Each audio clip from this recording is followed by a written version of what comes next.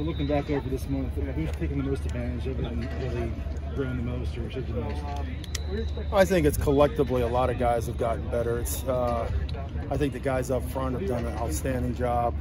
And then there's just collectively some of the older guys have done, have improved or spending a lot of time trying to motivate guys. Like sometimes when you're a good player, you just worry about yourself and making your plays. They're not only making plays, but they're trying to help other guys. They're helping us as a coaching staff. And that stuff, I mean, you can't put a price on those things. So the guys like Isaiah and Chase, kind of the guys I keep talking about over and over again, they've done really, and that, Kanai's done a great job too. Where do you feel like guys like Corey and Mason are in terms of learning the playbook? They're getting closer. Yeah, they're getting closer. They have to play. They're going to play. What kind of role on defense? It depends. It's just the accountability part of it. They're getting better every day because we're starting to simplify too. We're getting into a game plan mode right now for San Jose. So it's not a gigantic playbook, it's a handful of calls. So as we go through the week, we'll just evaluate it. And then what we normally do on Thursdays is sit down personnel-wise and say, okay, listen, Corey's going to play this amount of plays, Rajon's going to play this amount of plays, regardless of what's going on in the game, we need to get them in because their development's going to be really important. Because most of the time what you end up seeing is when you get to game 6 or 7, those guys, once they get a couple games under their belt, they really start to take off. So we have to play them early. What are your expectations for Sofsher? Well, it's to be seen. We're waiting to see him be 100%, and I'm being as patient as we can be, and just waiting on the medical stuff. So we're just, it's a kind of a work in progress, but he's working. And that's all we can ask of right now. When they clear him, we'll try to get him in. He'll be part of that rotation. We know he's a talented guy. It's just we're waiting on him.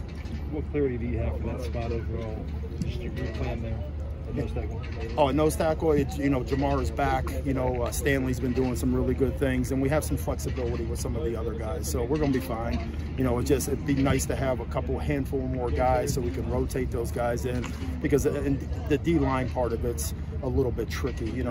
The starters like Tooley and those guys, they can go 75–80% of the plays early, but when you get into week 8 or 9, that pays, you have to pay the price on that. So you'd like to have somebody that you can kind of rotate in there and just get a rotation that kind of save those guys, because you want to play really good ball in December.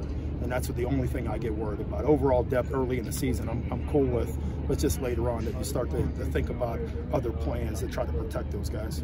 San Jose State has a game this weekend. Do you see that as an advantage, a disadvantage? Like they're going to have one game in? Yeah, it's a kind of a double-edged sword, because you get an opportunity to see, the people that they're going to play now. They lost 2 really good receivers, so you get a chance to see those guys. And but when you get game experience, it's hard to simulate that in practice. But it's like anything else. I think for us personally, just having an opportunity to see what they're going to do. I know they'll do some things that are different, versus us, but I think it would help us to be able to see who they're playing in certain spots where they lose a couple guys. Does the flexibility you're talking about on the defensive line in terms of being able to move guys like Tooley and the inside, is what you are able to call this year compared to last? No, not really. I think those guys they're different athletes than what we have, but they're still young. We're gonna do what we do, but we just got out of fall camp, so we kind of put it all out there, and then we kind of look at like, okay, we're good at this, we're not so good at this. So we start to trim that down, and then we look at an opponent and say, okay, these are the things that we're good at, what we need, so it gets trimmed down some more, and then we can just go out here and just rep it over and over again. So to have those guys, they're very athletic, which is really nice to have, and they're super football smart. And that's the one thing. Vic does a really good job, but those guys are really sharp people, academically, socially, and they can pick it up really quick.